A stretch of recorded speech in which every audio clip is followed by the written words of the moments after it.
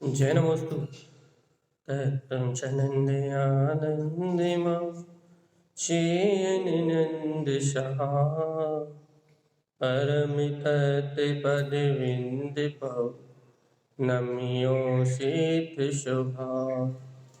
गुरुवेशिः गोपतिरुयि गोपतिज्ञानसहका तारण समर्थ मुनि गुरु संसार निवार धम्म ज्योतौ जिनवरहि अरधति अरधर जो भय विनाश भव जो मम ज्ञान पद देव को गुरु को धर्म को साक्षी को बारंबार नमस्कार। श्री तारंतरण शापकाचार्य साक्षी मंगलाचरण। देवी देवं नमस्कृतं लोकालोके प्रकाशितं त्रैलोक्यं भुवनार्थं ज्योति ओंकारं च विन्दिते ॐ ह्रियं श्रियं चिन्ते शुद्ध सद्भावपूर्णितं सम्पूर्णं स्वयं रूपं रूपातीत वृंद संयुक्तम्। बोलिए आचार्य प्रवर सतप्रवर संत तारण मलाचार्य जी महाराज जी की जय हो जय हो।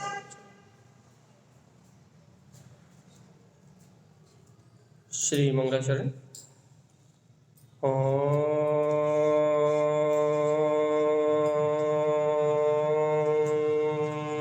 नमः वंशिते नमो नमः। ओम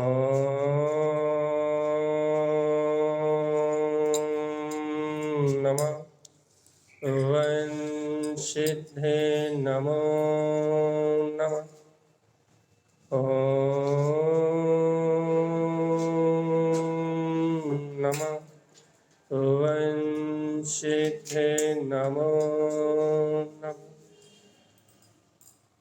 परमाराध्य माँ चिन्वाणी शत्रुवर श्रीमद जन तारण स्वामी और सर्वज्ञ जनैन परमात्मा के अमृतमय ज्ञान था। यह श्री तारण शापकाचार्य जी जहाँ श्रीमद जन तारण स्वामी अपने जिनवर स्वभाव की ज्ञान भाव की अंतर अनुभूति के लिए अपने कल्याण का मार्ग दे रहे हैं भैया, निर्माण का मार्ग बता रहे हैं। आचार्य श्रीमद जन तारण स्वामी का कहना है कि सिद्ध परमात्मा तो अपने अनंत चतुष्टय के साथ साथ अनंत गुणों में अवगाहन कर रहे हैं, अघातीय कर्मों का भी नाश कर चुके हैं, इसलिए उन्हें किसी प्रकार की बाधा नहीं है। उन्होंने अघात रूप अर्थात जिस आत्मा का कोई घात नहीं कर सकता ऐसा रूप प्रकट कर लिया भैया, और सिद्ध ऐसे शाश्वत सिद्ध सत्पथ को प्राप्त करके अपने ही ज्ञान भाव विज्ञान भाव में ली। वे ही सच्चे देव देवों के देव सिद्ध परमात्मा है। तो ये सिद्ध भगवान है भैया, जिन्होंने अपने उस अविनाशी शाश्वत स्वरूप को प्रकट कर लिया है जिसमें कोई आघात नहीं हो सकता। मतलब अशरीरी सिद्ध परमात्मा हो गए, जिनका शरीर से संयोग से किसी भी प्रकार से कोई संबंध नहीं रहा। ये है अंतरदशा किसकी भैया? सिद्ध परमात्मा की तो है ही, लेकिन सिद्ध स्वभाव का जो साधक है सिद्ध है, सिद्ध स्वभाव देखे ना कहीं, सुनी ना कहीं, हितोपजय ना कहीं, बोले तो ना बोले। सिद्ध स्वभाव के साधक की भी यही अंतरदशा है। क्या कि वो बाहर देखते हुए भी कुछ नहीं बोलता, बाहर सुनते हुए भी कुछ नहीं बोलता, लौकिक हित की बात सुन के भी कुछ नहीं बोलता, और भगवान आत्मा कोई बोले तो भी वो ना बोले। अर्थात अंतरलीनता जहाँ है वहाँ सिद्ध स्वभाव का अनुभव है, और जहाँ घातीय और अघातीय दोनों प्रकार के कर्मों का नाश है वहाँ सिद्ध दशा है, अबाधा रूप अर्थात अशरीरी परमात्म पद की प्रकटता है। तारण स्वामी का तो एक ही लक्ष्य है कि प्रत्येक प्राणी मात्र इस परम सत्ता को स्वीकार करे। क्यों? देखो देखो अगली गाथा, गाथा नंबर 460, 460 मिला ही, परमेष्टि साधनम कृत्वा। देखो भाई, जो परमिष्टि के दो अर्थ हैं। एक तो क्या है, जो पंच परमेष्टि परमात्मा के गुणों की साधना करता है, एक तो ये दूसरा ये परम इष्ट स्वभाव को जो साधता है। अर्थात अभी तक आचार्य देव ने जो साधु का, आचार्य का, उपाध्याय का जो स्वरूप कहा, पंच परमेष्टियों का जो स्वरूप कहा, परमेष्टि साधनम कृत्वा, ऐसे पंच परमेष्टि पद को जो साधता है। व्यवहार से तो पंच परमेष्टि परमात्मा के गुणों की जो आराधना करता है, या निश्चय से जो इस प्रकार से देव स्वरूप अपने परम इष्ट स्वभाव की साधना करता है, उसकी बात चल रही है। देखो, पंच परमेष्टि की आराधना करना है कि नहीं करना? तो तारण स्वामी जैसी आराधना बता रहे हैं तारण स्वामी जैसी साधना बता रहे हैं, यदि वैसी साधना करा तो क्या होगा भैया? मुक्ति गामी न संशय। क्या होगा? ये जीव मुक्ति में गमन करेगा, इस बात में कोई संशय है। लेकिन कब? आप मिलाइए, परमेष्टि साधनम कृत्वा, जो जीव इस पंच परमेष्टि पद की साधना करते हैं, शुद्ध सम्यक धारणा, उनकी धारणा कैसी होती है भैया? उनकी धारणा शुद्ध सम्यक से संयुक्त होती है। अर्थात वे जानते हैं कि ये शाश्वत शुद्ध स्वभाव अपना अपना ही है। ते नरा कर्म क्षिपनम च, वह पुरुष कर्मों का नाश कर देते हैं, मुक्ति गामी ना संशय, और उनकी मुक्ति होती है, ऐसा सर्वज्ञ का कथन है। अब देखो, पंच परमेष्टि परमात्मा की आराधना करने से, परम इष्ट पद की साधना करने से भैया क्या होगा? मोक्ष लक्ष्मी की प्राप्ति हो जाएगी। वह पुरुषार्थी भव्य जीव अपने निर्वाण को प्राप्त कर लेगा। क्या करते हुए? पंच परमेष्टि की आराधना करते। तो अपने को पहले यह निर्णय करना है कि वास्तव में हम पंच परमेष्टि की आराधना कर रहे हैं कि नहीं। क्यों? क्योंकि इनकी आराधना फल करने का फल है शुद्ध सम्यक और कर्मों का क्षय, मुक्ति की प्राप्ति। ये पूरे शास्त्राचार्य जी का सार है। क्या शास्त्राचार्य जी का सार भैया? कि जीव शुद्ध सम्यक की धारणा से संयुक्त हो जाए और इस संसार के जितने संयोग में कर्म है, उन सबको, इस संसारिता को क्षय करके, और मुक्ति गामी ना संशय, क्या करे भैया? वो मोक्ष को प्राप्त कर ले, अर्थात वह जीव निर्वाण को प्राप्त करेगा, इस बात में कोई संशय नहीं। कौन प्राप्त करेगा? जो पंच परमेष्टि स्वरूप की आराधना कर रहा है, उसकी बात चल रही है। पंच परमेष्टि स्वरूप अपने ज्ञायक भाव की जो आराधना कर रहा है, उस श्रावक की बात चल रही है। तो अपन पक्का कर लो भगवान जी, क्या पक्का कर लें कि हम पंच परमेष्टि की आराधना कर रहे हैं कि नहीं, बस। तारण स्वामी जैसे ग्रंथ नहीं मिलेंगे आप। गुरु महाराज जैसी जो महिमा तारण स्वामी कह रहे हैं ना, अंतिम 3 गाथा है ये, अर्थात तारण तरण शाक्ताचार्य जी का सार है ये। क्या है भैया? पूरा सार। और क्या कह रहा है? यदि तुम इन पंच परमेष्टि स्वभाव की साधना कर रहे हो, पंच परमेष्टि स्वरूप को साध रहे हो, तो शुद्ध सम्यक धारणा, तो अपनी धारणा कैसी होनी चाहिए? मैं शुद्ध हूँ, मैं बुद्ध हूँ, मैं वीतराग अनंत चतुष्टय वाला हूँ। अपनी धारणा में क्या होना चाहिए? यदि पंच परमेष्टि पद को साध रहे हो, परम इष्ट स्वरूप को साध रहे हो, तो अपनी धारणा कैसी होनी चाहिए? धारणा, अब तो पहले अपनी धारणा देख लो। क्योंकि जीवात्मा जब तक अपन अपने अंतर में स्वयं ये नहीं देख लेंगे क्या कि मेरा परम इष्ट पद मेरा ही शाश्वत सिद्ध स्वभाव, जब तक शुद्ध सम्यक की धारणा नहीं बनेगी, तब तक पंच परमेष्टि की आराधना नहीं मानी जाएगी। देखो, अच्छा बताओ, ये पंच परमेष्टि के जो मूल गुण हैं कितने हैं? 143। ये 143 मूल गुण है, ये सम्यक है मिथ्या? जो पंच परमेष्टि के 143 मूल गुण है, ये सम्यक है मिथ्या? सम्यक है। अपने वीतराग स्वभाव के आश्रय से ज्ञान भाव की रमणता से प्रकट।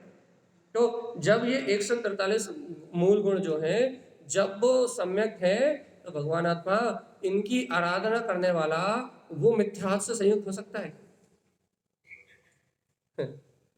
उस बात तो यही चल रही है ना, जब ये पंच परमेष्ठी परमात्मा के पूरे 143 गुण, 143 मूल गुण सबके सब सम्यक हैं, जब ये सारे मूल गुण सम्यक हैं तो इनकी आराधना करने वाला क्या होगा? शुद्ध सम्यक धारणा। क्या होगा? शुद्ध सम्यक की धारणा से संयुक्त होगा यदि कोई इनकी आराधना करता है तो। और भगवान आत्मा यदि इन गुणों की आराधना नहीं हो रही तो फिर मिथ्यात्व तो अपने अंतर में बसे। ये व्यवहार है कि पंच परमेष्ठी के गुण सम्यक है, उनकी साधना करने वाला शुद्ध सम्यक दृष्टि हो सकता है। और यदि पंच परमेष्ठी गुणों की आराधना कर रहा है तो, क्योंकि सम्यक गुणों की आराधना से सम्यक प्रकट होगा। और निश्चय से कहे तो यदि कोई परम इष्ट स्वभाव की साधना कर रहा है तो वह अपने परम इष्ट शुद्धात्म स्वभाव को साधने वाला शुद्ध सम्यक धारणा, वो शुद्ध सम्यक से संयुक्त है। अपने को पक्का पक्का निर्णय करना है, एकदम ठोस निर्णय करना है कि हम पंच परमेष्ठी की आराधना कर रहे हैं व्यवहार से तो भी सम्यक ही हमारा गुण है, और यदि हम परम इष्ट स्वभाव शुद्धात्मा की आराधना कर रहे हैं तो भी सम्यक ही हमारा गुण है। देखा ना, धारणा, धारणा कैसी अपनी, सम्यक की मिथ्या? पक्का बताओ। यदि अपनी धारणा सम्यक है तो फिर जीवन में भटकाव नहीं होगा। जीवन भटकाव की ओर नहीं हो सकता। यदि अपनी धारणा सम्यक है, अपना श्रद्धान सम्यक है, अपनी स्वीकारता सम्यक है तो फिर जीवन में भटकाव जैसी चीज नहीं है। यदि अपने जीवन में भटकाव है तो फिर अपनी धारणा सम्यक नहीं। पहले पक्का कर लो कि धारणा सम्यक है भी या नहीं। भटकाव नहीं चाहिए जीवन में यदि धारणा सम्यक है तो। एक अचल निष्ठा, एक परमात्मा के गुणों के अलावा और कहीं रुझान ही नहीं जाता, रुचि नहीं जाना चाहिए और कहीं। यदि ऐसी साधना करने के लिए आप तत्पर हो, परमेष्ठी साधनम के तो, क्योंकि जो पंच परमेष्ठी को साधन बनाते हैं और उनको साधन बना के उनकी आराधना करते हैं, उनकी भक्ति करते हैं, उनकी पूजा करते हैं, उनकी वंदना में तत्पर रहते हैं, जो पंच परमेष्ठी को साधन बना के उनकी आराधना, उनकी भक्ति, उनकी पूजा, उनकी नाना प्रकार से स्तुति करते हैं, उन जीवों का लक्षण है शुद्ध सम्यक धारणा। हम दोनों बात से कह रहे हैं ना, यदि व्यवहार से लोग हैं तो जो पंच परमेष्ठी परमात्मा को साधन बना के उनके गुणों की आराधना, भक्ति, पूजा आदि करते हैं, उनको भी, उनकी धारणा भी शुद्ध सम्यक धारणा, उनकी धारणा भी शुद्ध है। क्यों शुद्ध है? क्योंकि वो पंच परमेष्ठी को ही देव मानते हैं और उनके गुणों को ही गुण मानते हैं, उनके जीवन में भटकाव नहीं है, तो उनको आत्म गुणों की शुद्ध सम्यक की प्राप्ति हो जाती है। और निश्चय से तो मेरा आत्मा ही परम इष्ट है, मैं आत्मा ही शुद्ध हूँ और परम इष्ट स्वभाव का धारी हूँ। भैया तो क्या कह रहा है? जो अपने परम इष्ट पद की साधना करते हैं, अपने शुद्धात्म देव को साधते हैं, शुद्ध सम्यक धारणा, उनकी धारणा तो शुद्ध सम्यक रूप है, अर्थात वो देह देह वाले शरीर आदि में अपनत नहीं करते, वो तो एकमात्र निज चेतन आत्मा की आराधना ही करते, उन्हें तो अन्य किसी से लेना देना ही नहीं। अपन बताओ, अपन निश्चय वाले, निश्चय से या व्यवहार से, आप निश्चय से चर्चा करो या व्यवहार से चर्चा करो, दोनों का लक्षण सम्यक है। निश्चय के बिना, सम्यक के बिना ना व्यवहार होता है, तो सम्यक के बिना ना निश्चय। अब परम इष्ट स्वभाव की आराधना भी करोगे तो भी सम्यक है, और पंच परमेष्ठी गुणों की आराधना भी करोगे तो भी सम्यक है। दोनों में एक ही तत्व है भैया, वो तत्व है अनंत गुण में अपना स्वभाव। हाँ, व्यवहार और निश्चय शाश्वत। व्यवहार भी होगा तो सम्यक रूप होगा, वो भी शाश्वत है, और निश्चय भी होगा तो भी सम्यक रूप होगा, वो भी शाश्वत है। यहाँ व्यवहार और निश्चय में भेद नहीं है, यहाँ जो व्यवहार है वही निश्चय का पोषक है, और जो निश्चय है वही व्यवहार का पोषक। दोनों में भेद नहीं, एक समान है। और कितना अच्छी गाथा तारण स्वामी की। आपको यदि इस गाथा का व्यवहार रत्न निकालना है, क्या कहना भैया, तारण स्वामी कह रहे हैं पंच परमेष्टि को जो साधन बनाते हैं, हाँ निकाल लो व्यवहार रत्न, बिल्कुल सही निकलेगा कि पंच परमेष्टि को जो साधन बनाते हैं, जो उनको साधन बना के उनकी भक्ति पूजा करते हैं, वो सब शुद्ध सम्यक धारणा से संयुक्त है। उन सबकी मुक्ति होगी, कोई संशय नहीं। क्यों? क्योंकि सच्चे देव की आराधना करने वाला निर्वाण का अधिकारी है। वही नहीं, निश्चय से निकालो भैया। तो जो अपने परम इष्ट स्वभाव को साधन बना के उसकी आराधना में लीन है, उस परमात्मा के स्वरूप अपने परमात्मा स्वभाव का स्वीकार करके जो भेद ज्ञान कर रहे हैं, जिनका तत्व निर्णय अटल है, जिनकी अंतर आत्मा में अपने अपने वीतराग तत्व का जागरण हो गया है, शुद्ध सम्यक धारणा, उनकी धारणा तो शुद्ध सम्यक से संयोग है। फिर शल्य शंका किस बात, फिर भय किस बात, फिर उलझन कैसी, कैसी उलझन? धारणा सच्ची है, आत्मा का विश्वास सच्चा है, आत्मा में भैया स्वभाव की रुचि सच्ची है, तो फिर कोई भय, कोई शल्य, कोई शंका है। अच्छा बता, ये घर मेरा है, ये धारणा ही तो है। ये परिवार मेरा है, ये धारणा ही तो है। ये शरीर मेरा है, ये धारणा ही तो है। ये संयोग मेरे हैं, ये संयोग मेरे सुख दुख का कारण है, ये धारणा ही तो है। और यदि ये धारणा हटके मैं परम इष्ट अर्थात मैं शुद्ध तत्व शुद्धात्मा ही हूं, यदि ऐसी धारणा बन जाए तो बता मुक्ति होने में कितनी सी देर लगेगी? धारणा ही तो है। पर में देव मान रहे हो, पर में भगवान मान रहे हो, भगवान मेरा अच्छा बुरा कर सकता है ऐसा मान रहे हो, तो ये भी तो एक मिथ्या धारणा ही तो है। लेकिन सर्वज्ञ परमात्मा ही सच्चे देव है, सर्वज्ञ परमात्मा ही सर्वज्ञ परमात्मा ही सच्चे देव है। यदि ऐसी धारणा बन जाए तो बताओ फिर इस संसार में भटकन कहाँ रह जाए? भटकन कब होती है भैया? जब जीव कुगुरु से, कुदेव से, मिथ्या गुरु से या मिथ्या उपदेश से जुड़ता है। जब जीव मिथ्या गुरु से, मिथ्या धर्म से जुड़ता है, तब उसकी धारणा विपरीत होती है। और जब तक ये जीव सम्यक से नहीं जुड़ेगा, तब तक इसकी धारणा सच्ची होने वाली ही। तो क्या करना है भगवान आत्मा? क्या क्या चाहते हैं अपन? अरे गाथा उसमें भी है, पेज नंबर 4, पेज नंबर नहीं मिला तो 460 नंबर की गाथा तो है ना उसमें भी। चल यहाँ अपना हाँ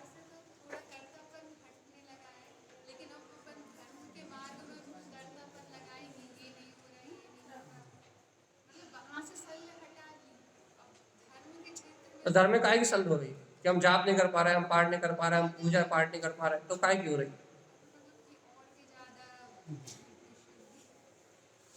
देखिए पुरुषार्थ करने का भाव तो होता ही है कि हम आगे पुरुषार्थ की ओर बढ़े।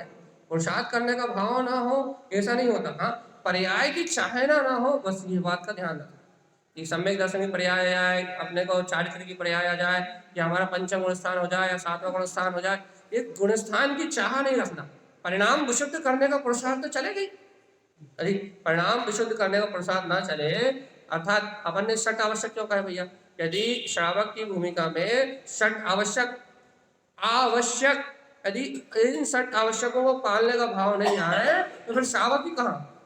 यही तो आवश्यक है, मतलब यही तो करने योग्य है, अनिवार्य है, मतलब ये आवश्यक यही तो है, और बाकी जो कुछ कार्य हो रहे हैं इसके अलावा सब अनावश्यक है। तो ये षट आवश्यकों को जो पालने का भाव आ रहा है या अपने अंतर की विशुद्धि बढ़ाने का जो भाव आ रहा है, ये तो इस भूमिका का भाव है। यदि ये नहीं आएगा तो फिर पाप का भाव आएगा क्या? कसाय का भाव आएगा क्या? राग का भाव आएगा क्या? अपनी भूमिका को बढ़ाने का भाव आए, लेकिन ये ध्यान रहे कि अपने शुद्ध आत्मा की छत्र छाया में आए कि मैं तो है शाश्वत तत्व भगवान आत्मा ही हूँ, मुझ में अपूर्णता नहीं है।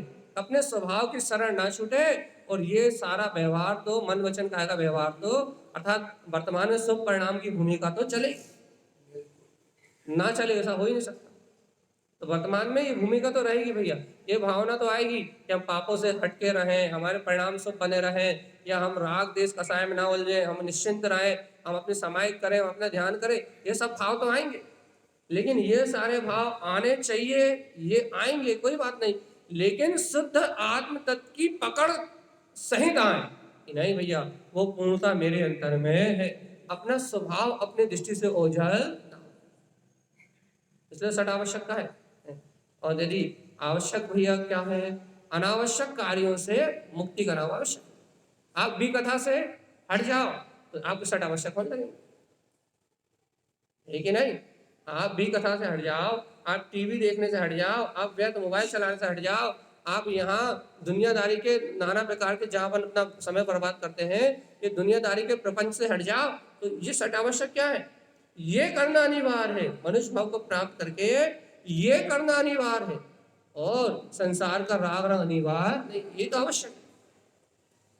अनावश्यक अर्थात ये नहीं कह रहा घर छोड़ दो, ये नहीं कह रहा परिवार का भोजन बनाना छोड़ दो, ये नहीं कह रहा है कि आप समाज का व्यवहार छोड़ दो, सम्यक सहित जो उचित व्यवहार है उस व्यवहार को करो, लेकिन क्या कह रहा है कि ये अनावश्यक है, आवश्यक नहीं। इस मनुष्य भाव के लिए आवश्यक तो भैया देव पूजा है, गुरु उपासना है, शास्त्र स्वाध्याय है, आपका जीवन का जिसमें उत्थान हो, आपकी आत्मा का जिससे उत्थान हो, आपके लिए वो षट आवश्यक है, तो वो आपको करना है। और उन्हें करने के भाव तो होंगे ही, लेकिन कैसे होंगे?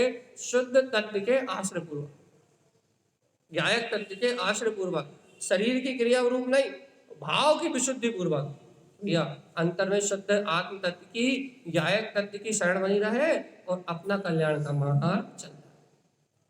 तो भूमिका अनुसार परिणाम तो होंगे, चाहे वो राग देश के हो, चाहे वो अशुभ राग देश के हो, चाहे वो शुभ राग देश के हो, भूमिका अनुसार परिणाम तो होंगे।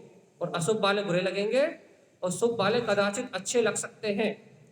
क्यों अच्छे लग सकते हैं? क्योंकि उनमें शांति रहती है, कदाचित अच्छे लग सकते हैं, लेकिन भगवान आत्मा मन को अच्छे लग सकते हैं, लेकिन आत्मा की स्वीकारता में तो क्या है? परमेष्टि साधनम कृत्वा, आत्मा की अपनी अंतर की श्रद्धा में, अपनी अंतर की स्वीकारता में तो अपना परम इष्ट स्वभाव ही है कि उस स्वभाव की प्रतीति के अलावा, उस आत्म तत्व की स्मृति के अलावा कोई दूसरा पुरुषार्थ है। बाहर में संयोगात्मक दशा में जो साधना चल रही है वो साधना चलेगी, लेकिन भगवान आत्मा श्रद्धा श्रद्धा श्रद्धा, इसलिए तो मत कहते हैं भगवान जी होने वाले परिणाम में और श्रद्धा में अंतर करना सीख जाओ, कि श्रद्धा होने वाले परिणाम में अपना अपना जो होने वाला परिणाम है वो अपनी योग्यता से होने वाला परिणाम है, श्रद्धा जो है वो अलग विषय है। तो होने वाले परिणाम से अपनी श्रद्धा को नहीं नाप सकते आप। श्रद्धा देखो भैया, यदि आपको शुद्ध आत्मा की रुचि है, आप शुद्ध आत्मा के चिंतन में रत रहते हो, यदि आपको आपका परम इष्ट स्वभाव बार बार अपनी प्रतीति में आता है और उसके साथ शुभ राग हो रहा है, तो ये तो हो गई ना हो ऐसा हो ही नहीं सकता। तो शुभ राग के भाव आएंगे, और क्या कह रहा है? अशुभ में दुख लगेगा ही, यही तो लक्षण है। ये क्या लक्षण है भैया? यही तो आत्मार्थी जीव का लक्षण है। क्या कि पापों में, अशुभ भाव में उसे दुख की प्रतीति होती है, ऐसा लगता है इससे छूटो, और शुभ भाव में क्या लगता है भैया? ये हमारी भूमिका है। लेकिन श्रद्धान में अपने आत्म तत्व की प्रतीति बराबर रहती है कि ये होने वाला परिणाम मेरी अनंत चतुष्टय की सत्ता से एकदम अलग, अपने चैतन्य की प्रतीति नहीं जाना चाहिए। याद रहेगा कि नहीं रहेगा? क्या कह रहे हैं? अपने आत्मा की प्रतीति नहीं जाना चाहिए, एन केन प्रकरण अपने शुद्ध स्वभाव की प्रतीति नहीं जाना चाहिए। और नारायण स्वामी यही तो कह रहे हैं, देखो तो परमेष्टि साधनम कृत्वा, काय की साधना करता? हम तो कह रहे हैं व्यवहार में पंच परमेष्टि की साधना करता। बोलो आप कि परमेष्टि साधना कृत्वा, लेकिन वो पंच परमेष्टि में क्या साधता है? ये तो देखो, पंच परमेष्टि को साधन बना के क्या साधता? अपने परम इष्ट पद को जो अनंत गुण उन्होंने प्रकट कर लिए हैं, उन गुणों को ही तो साधता है ना। कोई दूसरा विकल्प कहाँ है उसके पास? उसके पास दूसरा विकल्प कहाँ है? क्यों? क्योंकि उसने अपना आराध्य देव तो उन पंच परमेष्टियों को माना है ना। अब जब उसकी श्रद्धा पंच परमेष्टि की है, पंच परमेष्टि को ही वो अपना आराध्य मानता है, तो फिर उनके समान गुणों को ही प्रकट करे। तो इस श्रद्धा का कमाल है, उसकी श्रद्धा अकाट है ना। उसकी श्रद्धा माद पंच परमेष्टियों का जो स्वभाव है, पंच परमेष्टियों ने जो स्वरूप व्यक्त कर लिया है, उसकी श्रद्धा उन गुणों पे ही है। इसलिए वो पंच परमेष्टि को साधन बना के क्या करता है भैया? शुद्ध सम्यक धारणा, शुद्ध सम्यक की धारणा से संयुक्त हो जाता है।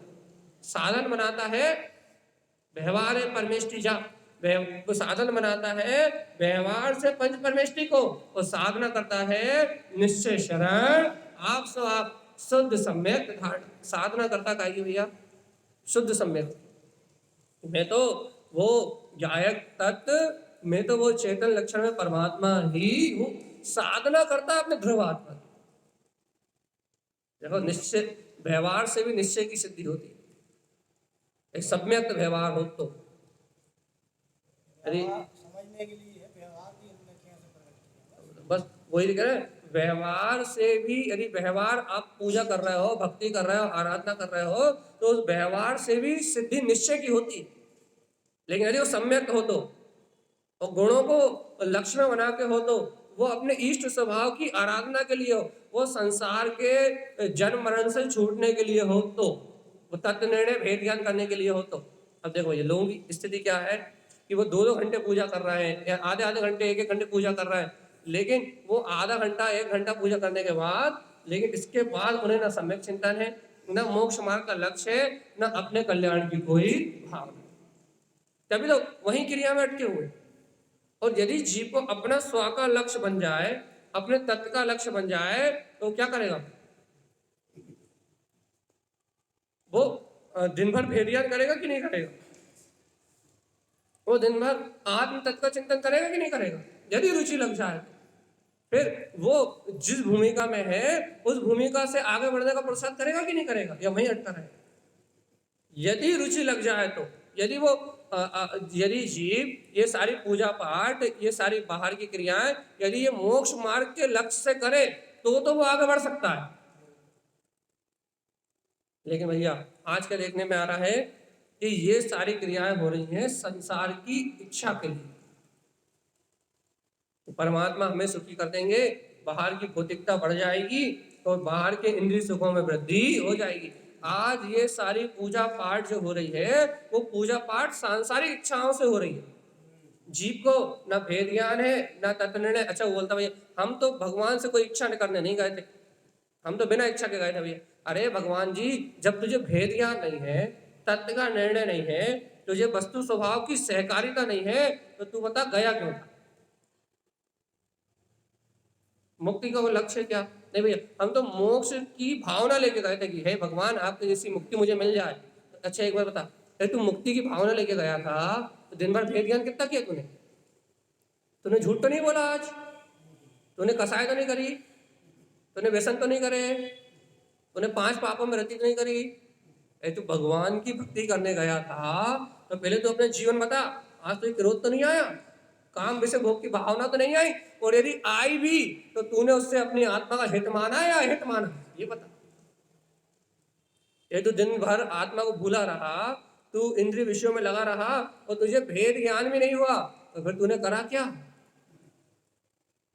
अर्थात अनादि काल से इच्छाओं के अंतर में जो इच्छाएं पड़ी हैं, उन इच्छाओं के पोषण के लिए तो पूजा है, पाठ है, इसलिए तो कर रहे हैं। मुझे बता, पूजा करने के पीछे अभिप्राय क्या है? मुक्ति। भैया मुक्ति यदि आपका पूजा का अभिप्राय है, तो आपको कितने बार आत्मा का स्मरण आया, ये बताओ बस। चैत्यालय आने के पीछे अभिप्राय क्या? मंदिर विधि पढ़ने के पीछे अभिप्राय क्या? यदि मंदिर विधि पढ़ी तो आदि कब जानिए और अंत कब जानिए, कितने बार चिंतन में आया? जब ये जीव सम्यक को प्राप्त करेगा तब आदि, और जब निर्वाण को प्राप्त करेगा जब अंत। कितने बार चिंतन किया, ये तो बताओ भैया। अपन पूजा करके, पाठ करके, दर्शन करके मात्र अपने मन की पूर्ति कर रहे हैं, और मन की पूर्ति कर रहे हैं लेकिन आत्म मनन की ओर आगे नहीं बढ़ रहा है। और जीवात्मा सावधान, जब तक ये जीव आत्म मनन के लिए आगे नहीं बढ़ेगा, आत्म चिंतन के लिए आगे नहीं बढ़ेगा, तब तक इसका कल्याण होने वाला। आत्म मनन के लिए आगे बढ़ो, आत्म मनन। अपने आदि अंत की खबर। इतनी सी तो बात है कि उस मंदिर विधि में पूरे मोक्ष का मार्ग है, लेकिन अपने को एक शब्द भी समझ में नहीं आया आज तक। इस मंदिर विधि में, चाहे लघु मंदिर विधि हो चाहे वृद्ध मंदिर विधि हो, दोनों में सच्चे देव गुरु धर्म का पूरा स्वरूप है और पूरा मोक्ष का मार्ग, भगवान की वाणी के उपदेश का सार पूरा का पूरा उस मंदिर विधि में समाहित है। लेकिन अपने चित्त को आज तक एक शब्द भी नहीं छुआ, तो जबकि ढोला बजा के, नाच के, गा के और नाना प्रकार से पढ़ना है। अपने जीवन में एक शब्द परिवर्तन कर सकता है। मंदिर विधि का एक शब्द आपके जीवन को परिवर्तित कर सकता है, लेकिन भगवान जी अपना जीवन में आज तक परिवर्तन नहीं आया। वैसी की वैसी मिथ्या मानता, वैसी की वैसी अदेव पूजा, वैसी की वैसी कुदेवों की श्रद्धा, वैसे का वैसे ही धर्म का स्वरूप नहीं जानने में आ रहा, धर्म के स्वरूप को नहीं मान पा रहा। तो मंदिर विधि का एक शब्द आपको सम्यक की ओर ले जा सकता है, मोक्ष की ओर ले जा सकता है, लेकिन अपने को आज तक ये शब्द समझ में क्यों नहीं आया, ये भाव अनुभूति क्यों नहीं हुई? इतने टाइम से मंदिर विधि करते करते एक भी अंतर भाव का अनुभव क्यों नहीं हुआ? क्या सच्चे देव है, क्या सच्चे गुरु है, क्या सच्चे धर्म है? वास्तव में मुक्ति का मार्ग क्या है? वास्तव में वीतराग धर्म क्या है? कितने अच्छे से कह रहा है, ना जीव को आदि है ना जीव को अंत। समझ में क्यों नहीं आई कि इन विषय भोगों में और अज्ञान मानता को पोषण करके यदि मैंने जीवन निकाल लिया तो मेरी आत्मा का आदि अंत नहीं है। ये 4 गति 84 लाख योनि में परिभ्रमण करते हैं, अनंत काल हो गया, और आज भी नहीं सलटे तो फिर अनंत काल तक। तो इतनी सी बात में निर्माण हो सकता है, बस। तो जीव इतनी सी बात समझ ले, ना जीव को आदि है ना जीव को अंत। इतना ही समझ ले तो अब भी अली खबर आ जाए, क्या ये रद्दा अपना कल्याण कर लो, भटकने से कुछ होने वाला। अब भी अली बोध आ जाए, जीवात्मा आत्म स्वभाव की सूरत जगा लो, चैतन्य तत्व की अंतर आत्मा की सूरत का जागरण कर लो, इससे ही निर्वाण हो सकता है। और जीवात्मा यदि चैतन्य स्वभाव की जागृति नहीं हुई तो मुक्ति होगी क्या? नहीं होगी।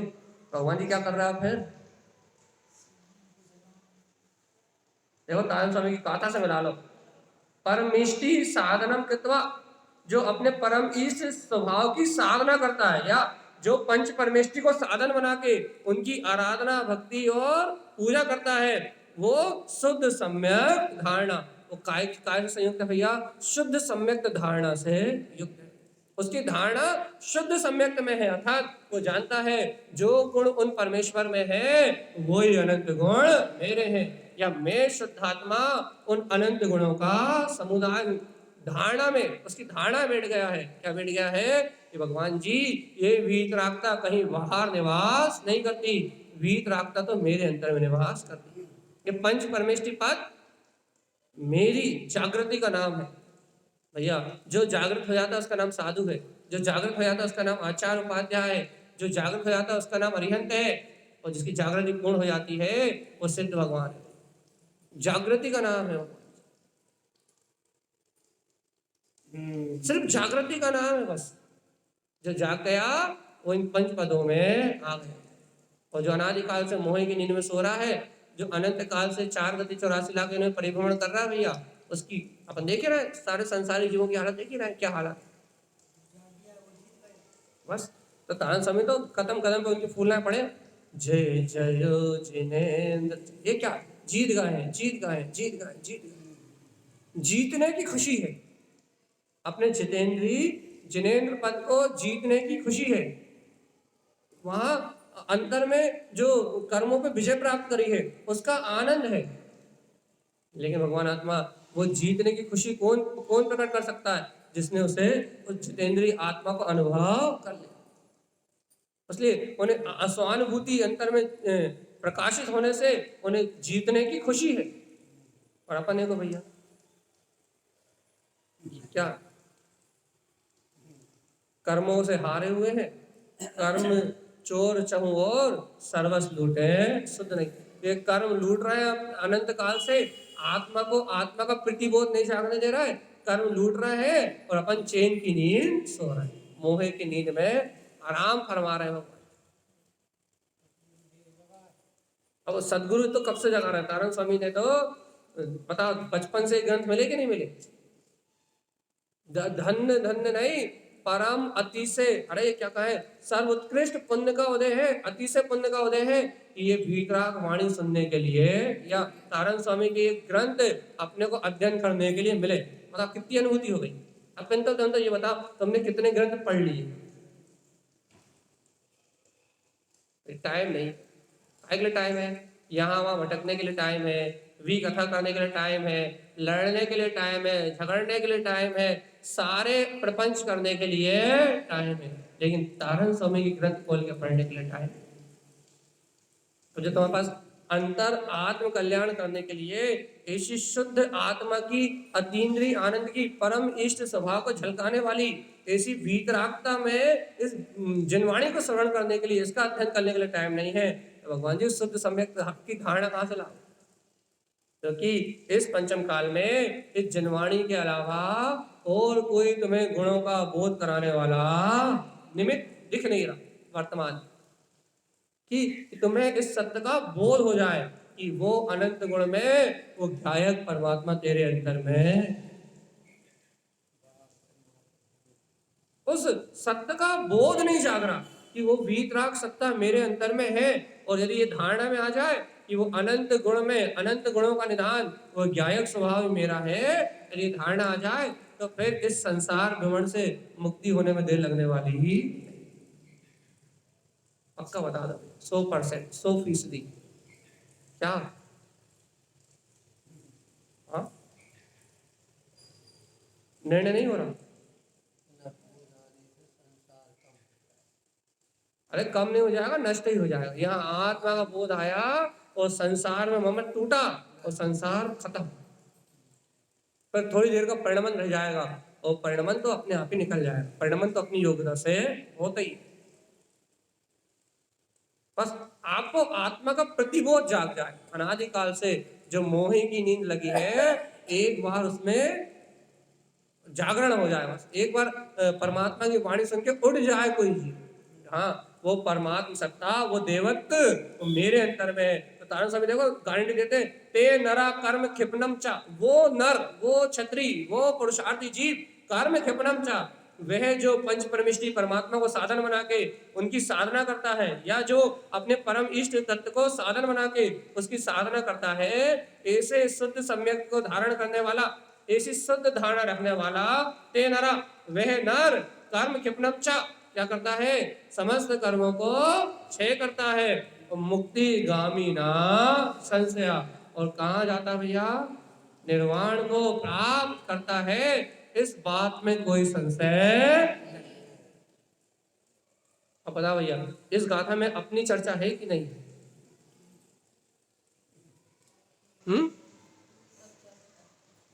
अरे अपनी अपनी उसको मानेंगे जिसकी श्रद्धा में दो का भेद ना रह गया हो, जिसने इस सत्य को पूर्ण निष्ठा से स्वीकार कर लिया हो और इस सम्यक धारणा को अंगीकार कर लिया हो, पंच परमेष्टि गुणों की आराधना करना ही मेरे लिए एकमात्र मार्ग है।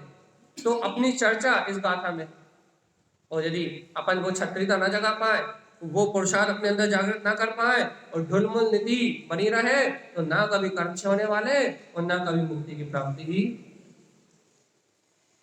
निष्ठा का मार्ग है भाई, अंतर स्वभाव में जाने का मार्ग है कि आप कितनी लगन से स्वभाव को स्वीकार करते हैं, कितना प्रेम है आप।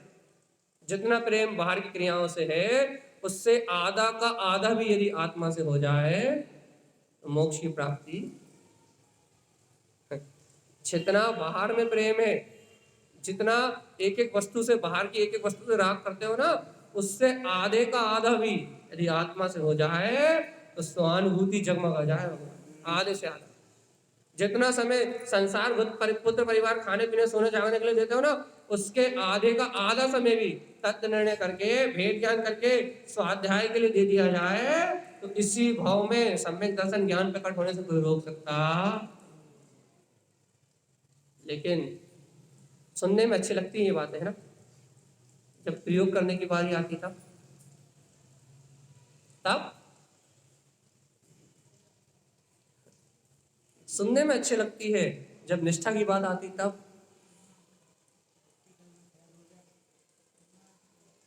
बस प्रैक्टिकल में आलस, प्रमाद, अज्ञानता का नशा इतना गहरा है कि जब प्रयोग करने की बात आती है वहां हम ढुलमुल हो जाते हैं। और जहाँ प्रयोग में अपन ढुलमुल हुए और जहाँ अपन अपनी आत्मा का निश्चय से चूके कि भगवान जी हितकारी तो यही है, हितकारी तो यही है, हितकारी तो यही है, जहाँ तत्व के निर्णय से चूके वहां ये अनंत संसार परिभ्रमण खड़ा है। सुन लो, ये हमारे हित की बात भी नहीं है, ये हमारी पर्सनल बात भी नहीं है और किसी की पर्सनल बात नहीं भैया। इस ब्रह्मांड में हिंदू हो, मुसलमान हो, सिख हो, ईसाई हो, जो भी पंच परमेष्टि परमात्मा को स्वीकार करके अपने परम इष्ट पद को शुद्ध सम्यक को धारण कर लेगा, ते नरा कर्म के पनम चाक, सिर्फ वो ही जीव क्या करेगा, कर्मों को क्षय करके मुक्ति गामी ना कहाँ जाएगा, मोक्ष, मुक्ति को। कौन जाएगा? हाँ, जो धारण कर लेगा। तो अपनी तो बस की है ही नहीं वैसे।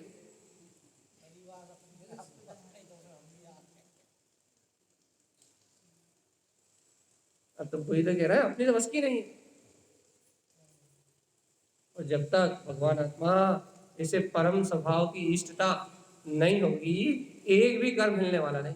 कितनी क्रियाएं कर ली जाए, कितना ही बाहर का कार्य कर लिया जाए, लेकिन बिना परम इष्ट पद की आराधना के मुक्ति का सोपान नहीं। मुक्ति का स्वपान है, स्व अमृत रसायन का रसपान है, स्व चेतना का जागरण है। यहाँ पर से कोई लेना देना हो रहा है कि नहीं हो रहा स्वीकार? कोशिश करने वालों की हार नहीं होती, कोशिश करने। वो तो बात सच्ची है, जो निरंतर तत्व का अभ्यास करता है उसको मुक्ति की प्राप्ति होती है, लेकिन जो अभ्यास करे उसको, कोशिश करने वाले पहले बोलिए। हाँ तो बस जो अभ्यास करे उसको। लेकिन अपन तो क्रिया करना चाहते हैं, अभ्यास करना नहीं चाहते। कोशिश भी बाहर मानते हैं ना, मानता तो सम्यक हो कि कोशिश बाहर नहीं करनी, कोशिश कहाँ करनी? नहीं, कोशिश मतलब वही पहले अपने व्यवहार से तो थोड़ा सुधार करें, वो अपने आप जाएगा, ऐसा नहीं। जैसे आपने कहा ना, पाप से हटोगे तो अपने आप उनमें से फिर आगे अपने आप बढ़ोगे, ठहरना नहीं। तो जय तो कह रहा है अभ्यास, कौन सा अभ्यास? आपसे हट गए, पुण्य में आ गए, ये अभ्यास तो कर्म उदय जन्म है, लेकिन वो कौन से अभ्यास की बात कर रहे हैं? पुण्य से धर्म नहीं, वो पाप से हटे इसलिए थे। क्यों हटे थे? क्यों हटे थे पाप से? पाप से हटे इसलिए थे। क्यों हटे थे? क्योंकि भगवान आत्मा हमें तत्व की रुचि लग गई थी। क्या क्या पता लग गया था कि इन भोगों से सुख प्राप्त होने वाला नहीं है। जिसे वो स्वभाव स्वीकार हो गया था वही पाप से हटा था, और जो पाप से हटा था उसका शुभ व्यवहार जो वर्तमान में चल रहा है वो संयोगिक दशा है, वो इष्ट नहीं है। हाँ, अशुभ का उदय आने में क्या होता है, उसे दुख लगता है। शुभ के उदय में वो सहज रहता है, लेकिन लक्ष्य में शुद्धता चाहिए। लक्ष्य में एकमात्र परम इष्ट पद और गुणों की आराधना चाहिए। लक्ष्य में शुद्धता नहीं होगी तो सब बेकार। बाहर परिणमन में क्या है इससे कोई मतलब नहीं। आपका अभ्यास क्या है? आपका अभ्यास है कि आपके होने वाले परिपूर्ण व्यवहार में आपको ये प्रतीति रहे कि भगवान आत्मा, मैं भगवान आत्मा हूँ और सारा परिणमन अपनी योग्यता से चल रहा है। ये अभ्यास, इसका नाम है भेद ज्ञान का नाम अभ्यास है, तत्व प्रतीति का नाम अभ्यास है, तत्व रुचि का नाम अभ्यास है, या फिर ऐसा कहे भैया आत्म स्वभाव के स्मरण का नाम अभ्यास है। अभ्यास गुणों की प्रकटता का नाम अभ्यास है, बाहर के होने वाले परिणमन का अभ्यास का नाम नहीं। अभ्यास इसलिए तो कह रहा है, अभ्यास कहाँ कर रहा है? ए जीव अभ्यास कहाँ कर रहा है? निज में कर रहा है या पर में कर रहा है? निज के लिए कर रहा है या पर के लिए कर रहा है? यदि निज के लिए कर रहा है, निज में कर रहा है, तो वो मुक्ति का कारण है। और पर में कर रहा है, पर के लिए कर रहा है, अर्थात मन वचन काय के लिए, अच्छी गति प्राप्त करने के लिए, या पाप बंद ना हो, मैं स्वर्ग चला जाऊं इसलिए कर रहा है, तो भी तेरे लिए कार्यकारी नहीं। क्योंकि कार्यकारी तो वही पुरुषार्थ है जो निज के लिए हो और निज में हो, जो अपने लिए हो और अपने द्वारा अपने अंदर में हो, वो पुरुषार्थ कल्याण का कारण बनता है। इसलिए अभ्यास मैं कहता ना, करत करत अभ्यास जड़मति। जड़मति मतलब, जड़मति मतलब, जड़मति मतलब, जड़मति जो मन वचन काय को धर्म मान रही थी, वो जड़मति हुई सुजान, सुजान हो गई। सुजान हो गई मतलब ये जान लिया इन बाहर की जड़ अवस्थाओं में कहीं धर्म बसता नहीं है। धर्म कहाँ है? चेतना लक्षणों धम्मो। चेतनता में धर्म का निवास होता है। ये जड़मति छूट जाए, अर्थात देह में एकत्व की भावना टूट जाए, जड़मति भई सुजान, तब मानेंगे ज्ञानी। अब ये देह से एकत्र रूप बुद्धि, शरीर आदि से होने वाला सब अशुभ परिणाम, इससे अपने एकत्व छूट गया, तब जड़मति हुई सुजान, तो मानेंगे भाई अब ज्ञानी बना प्रकट हो गया। अब आत्मज्ञान की परिणति जाग गई और ये परिणति निर्वाण का कारण बनेगी। ये सम्यक बुद्धि जो देह से, शरीर के होने वाले व्यवहार से, जन्म से, मरण से, ये इंद्रिय विषय भोगों से जो अपने को भिन्न दिखाती है, उस मति का नाम है सुमति, सुजान, सम्यक मति, सुबुद्धि। अपने पास है कि नहीं? हाँ है क्या? सुमति। सुमति का मतलब समझ रहे हो? जो इंद्रियों से, विषयों से, शुभ व्यवहार से, अशुभ व्यवहार से, अनायतनों से, अदेवों से, कुदेवों से, मिथ्यात्व भाव से जो मति तुम्हें बचा के रखे। जीवात्मा इस जगत में हितकारी तो वीतराग सर्वक परमात्मा के अलावा दूसरा कोई व्यक्ति है। सर्वज्ञ भगवान ने पंच परमेष्ठियों में जो अनंत गुण है, वो परम इष्ट पद ही अपने लिए कल्याणकारी। ऐसी मति जो बार बार बताती है कि तू जो भी कर रहा है वो सब पर्याय है। एक बार नहीं, वो मति बार बार टोकती है, जो तुम्हें हर कदम पे टोके। क्या टोके? देखो, देख के चलो, नीचे जीव है। जो तुम्हें हर विचार पे टोके कि तुम ये पर का विचार कर रहे हो और ये तुम्हारे लिए दुर्गति का कारण है। जो तुम्हारे मन की प्रवृत्ति को बार बार रोक दे, देख देख देख, ये मन जो विषय वासना का विचार कर रहा है, ये आत्मा के पतन का कारण है, और तू इस पर्याय से भिन्न दाता मात्र तत्व है। जो तुम्हें हर कदम पे सचेत करे, उसका नाम होता है सुमति। करता है कि कोई अंदर से जगाता है हर कदम पे, हर कदम पे कह रहे हो। अब प्रवचन सुन रहा है, जबरदस्ती बैठे हुए हैं, अब भैया जी आ गए तो सुन रहा है, नहीं तो कहाँ स्वाध्याय, कहाँ चिंतन, कहाँ आत्मज्ञान, कुछ लेना देना। जो हर कदम पे तुम्हें जगाए, हर कदम पे तुम्हें सहटाए कि इस जगत का वस्तु का परिणाम अपनी तत्समय की योग्यता अनुसार हो रहा है, और जीवात्मा तू इन पर्यायों का करता धरता नहीं है, तू तो जिन स्वामी है, वीतराग तत्व का मालिक है, अपनी प्रभुता में परिपूर्ण है। अरे तेरे पास इस शरीर का आश्रय लेने की आवश्यकता ही नहीं, अर्थात तेरे लिए शरीर आदि क्रिया आवश्यक ही नहीं है। तेरे लिए तो अपने कल्याण में जो आवश्यक है वो षट आवश्यक अनिवार्य। देव पूजा अनिवार्य है, गुरु उपासना अनिवार्य है। देव पूजा का हमने ध्यान से सुनना, हाँ, नहीं तो देव दर्शन के लग, तो ये सब अनिवार्य है, अनिवार्य। और यदि ये षट कारक नहीं है, अर्थात ये षट आवश्यक नहीं है, तो फिर जीवन में निर्वाण का भाव। देव के गुणों की पूजा करना अनिवार्य है, और यदि देव पूजा अर्थात ऐसे अरिहंत देव के गुणों का स्तवन नहीं हो रहा, तो जीवात्मा अपने अंतर के गुण प्रकट होने वाले। जल्दी से कर लो, क्या क्या क्या करना, जल्दी से क्या करना है, नहीं पता? चलिए बताओ क्या करना है। टाइम चला जा रहा है, टाइम खिसकता जा रहा है, चलिए बताओ क्या करना है।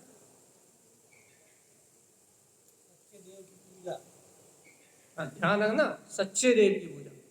सच्चे देव अरिहंत परमात्मा 14 प्राण से संयुक्त चैतन्य चक्रवर्ती, वो देव है, या फिर वो देव भी जिस देव का अनुभव कर रहे हैं वो मात्र निःशुद्धात्मा ही देव।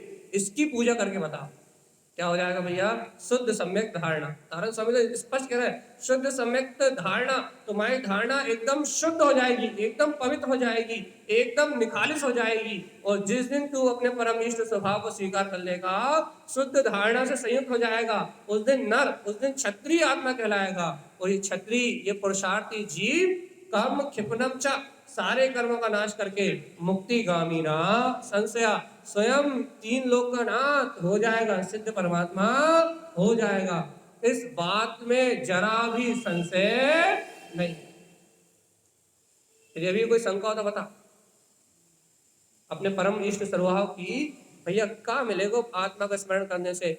वो घर की चिंता कौन करेगा, परिवार की चिंता कौन करेगा, ये घर के काम कौन करेगा भैया? यदि हम आत्मा ही आत्मा का ख्याल रखेंगे तो हमारे बच्चों का ख्याल कौन रखेगा, हमारे परिवार का ख्याल कौन रखेगा, है ना? सही कह रहा है ना? बता जल्दी।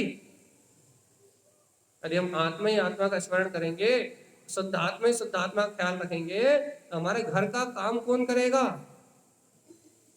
हाँ, नहीं हम आ जाए?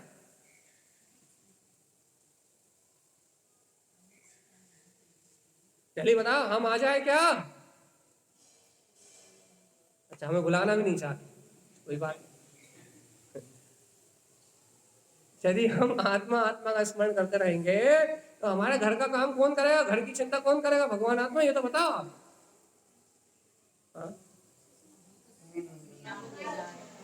इतना ही जीवों को बोध नहीं हो रहा, ये होने वाला जो संयोग रूप परिणमन है, उसका करने वाला आत्मा है ही नहीं। तुम उसे अपना मान रहे हो, ये तुम्हारा पागलपन है। और वो करते हुए तुम्हें ये बोध आ जाए ये हो रहा है, कर नहीं रहा। मैं तो गायक तक भगवान आत्मा हूँ। ऐसी अंतर की प्रतीति जागृत होने से बाहर के परिणमन में कोई अंतर नहीं आता। अरे छायक सम्यक दर्शन होने के बाद भी रामचंद्र जी 6 महीने तक लक्ष्मण को कंधे में लेके घूम सकते हैं, लेकिन उस परिणमन से उनकी श्रद्धा में कोई अंतर नहीं। निरंतर प्रतीति व्रत में आत्मा, मैं वो ध्रुव चैतन्य आत्मा हूँ। छायक सम्यक दर्शन कोई विकल्प भी नहीं कर सकते कि क्या कि उन्हें ये उनकी श्रद्धा में कोई अंतर आया। निरंतर आत्मरति कर रहा है, निरंतर घटाघट अमृत रस का पान कर रहा है, निरंतर। उसके बाद भी परिणमन कैसे चल रहा है?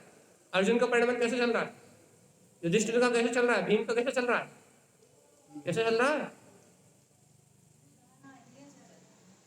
अनादिकाल से यही तो समझा रहे हैं कि ज्ञान धारा और कर्म धारा दोनों एक साथ चल सकती हैं, दोनों के होने में कोई संबंध नहीं।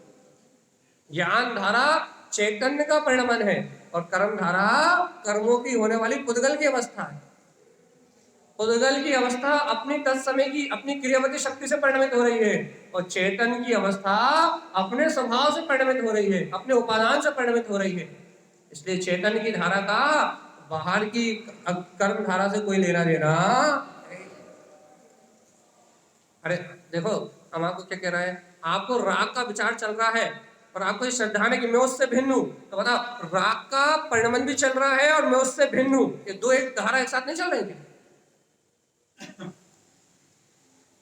हम आपसे ये कह ही नहीं रहे कि आपको राग के भाव नहीं आएंगे, हम तो आपसे ये कह रहे हैं कि राग का परिणमन भी अपनी तत्समय की योग्यता से चल रहा है, और साथ में ये श्रद्धान, ये ज्ञान का परिणमन भी अपने साथ चल रहा है कि मैं इसी समय इस पल ही इस धारा से भिन्न हूं। दोनों एक साथ चल रही कि नहीं चल रही? तो ये जो दोनों एक साथ जब निरंतर चलती है, ये दोनों धाराएं चुड़िया है, कुछ नहीं है।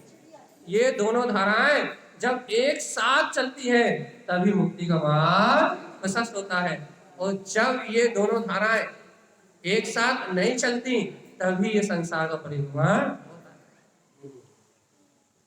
चलिए बताओ, आत्म को हित है सुख आकुलता बिन है कि नहीं? बिना आकुलता को स्वीकार करो। आकुलता विन कही है, बिना आकुलता को स्वीकार करो। कि आत्म तत्व की स्वीकारता करने के लिए किसी प्रकार की आकुलता करने की आवश्यकता है ही नहीं। हाँ कि ना? हाँ, तो सही है तो स्वीकार करने का बड़ा घबराहट हो रही है। पता, बात सही है, सुखदायी है, अपने कल्याण का साधन है, जय जयकार मचाने वाली है, मुक्ति को प्राप्त करने वाली है। जब कह रहा बात बिल्कुल सही है, बिल्कुल सत्य है, बिल्कुल 100% खरी है, तो भगवान आत्मा जब 100% खरी है तो फिर स्वीकार करने में काहे घबराहट हो रही है? फिर स्वीकारता में काहे की उलझन हो रही है? जब खरी है, सच्ची है, 100% सत्य है, तो फिर आनंद से आनंद में रम जाओ, जय जयकार मचाओ, मुक्ति श्री को पाओ। मैं जिन जिन वर बन जाऊंगा तो मुक्ति श्री को पाऊंगा। एक ही भाव रखो कि वो सर्वज्ञ परमात्मा पद मैं प्रकट करूंगा, मैं जिन जिन वर बनूंगा और मुक्ति को पाऊंगा। क्यों? क्योंकि मैंने अपने परमात्मा पद को जान लिया तो कोई घबराहट नहीं, और नहीं जाना तो फिर घबराते रहो। पक्का कर लो पहले कि है कि नहीं विश्वास कि वो सर्वज्ञता, वो सर्वज्ञ जिनेन पद मेरे अंतर में। क्या कह रहा है कि नहीं?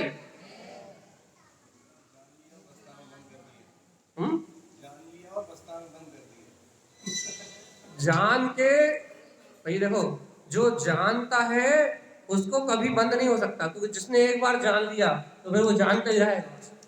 मैं जानने वाला हूं, जिसने एक बार इसको जान लिया या जिसने एक बार इसको मान लिया वो फिर जानना और मानना बंद नहीं कर सकता। एक बार मान लिया सब मान लिया। लेकिन भगवान जी जिसने जाना ही नहीं है, और जो जानना ही नहीं चाहता, जो पढ़ना चाहता है, सुनना चाहता है, समझने का भी प्रयास नहीं करता, लेकिन सुनना पर चाहता है, बस सुनना चाहता है और सुन के इकट्ठा करना चाहता है, जो समझना भी नहीं चाहता उसके साथ दुविधा है। और सही कह रहे हैं जनवाणी के सामने बैठ के, यदि कोई इस सत्य को समझना भी चाहे तो भी उसकी मुक्ति हो जाएगी। समझ तो ले एक बार कि वास्तव में ये देह आदि संयोग सब मुझसे भिन्न है, वास्तव में तो मैं वो सिद्ध स्वरूपी परमात्मा ही हूँ, जहाँ कोई शल्य नहीं है, जहाँ कोई भय नहीं है और जहाँ कोई द्वंद्व नहीं है। वो ज्ञायक स्वरूपी परमात्मा ही मेरा स्वभाव है कि नहीं? सीखा का ऐसा संशय हो गया है कि ये अल्पायु है, इसको दीर्घायु बोल और इस शरीर की आयु को अपनी आयु मान रहा है, और ये मान रहा है कि मैं 100 साल तक जीऊंगा। इस संशय में धर्म करने की फुर्सत नहीं मिल रही है, विषय पाप भोगों में मस्त। क्या करना है जल्दी बताओ? मोक्ष जाना है? नहीं जाना? सही में जाना है तो धारण समय की बात मान लो, परमेष्टि साधना मान लो, अभी मान लो कि परम इष्ट स्वभाव की साधना करना प्रारंभ कर दो, और शुद्ध सम्यक धारणा। जब इष्ट स्वभाव को साधोगे तो धारणा शुद्ध होगी, फिर आपको यह भ्रम मिट जाएगा कि जगत का कर्ता धर्ता मैं हूँ। ये सारी मिथ्या मान्यताओं का दमन हो जाएगा और वे नर कर्मों को छेकर मुक्ति में चला जाएगा। ये बात जिनेंद्र के वचन है और इनमें कोई संशय करने की बात नहीं। यदि आज भी मुक्ति चाहिए तो मान जाओ, आज ही चाहिए मान जाओ। तो नहीं मानना भैया तो घिसते रहो अनंत। भैया हम तो अनादि काल से भटक रहे हैं, और भैया अब का मानेंगे जब हमने आज तक नहीं मानी? तो कोई बात ही नहीं। जब हमने आज तक नहीं मानी तो अब का मान लेंगे? तो अभी तक हमने नहीं मानी, अभी तक हमने किसी की नहीं मानी, तो अब तुम भी काहे मान लेंगे? है ना? हाँ,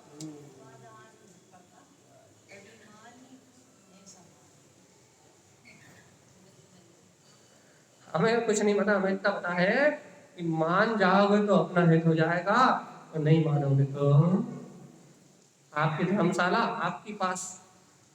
तो एक द्रव किसी दूसरे द्रव का हित करने वाला, यहाँ तक इतनी भी स्वतंत्रता है कि कोई किसी को समझा सकता नहीं है।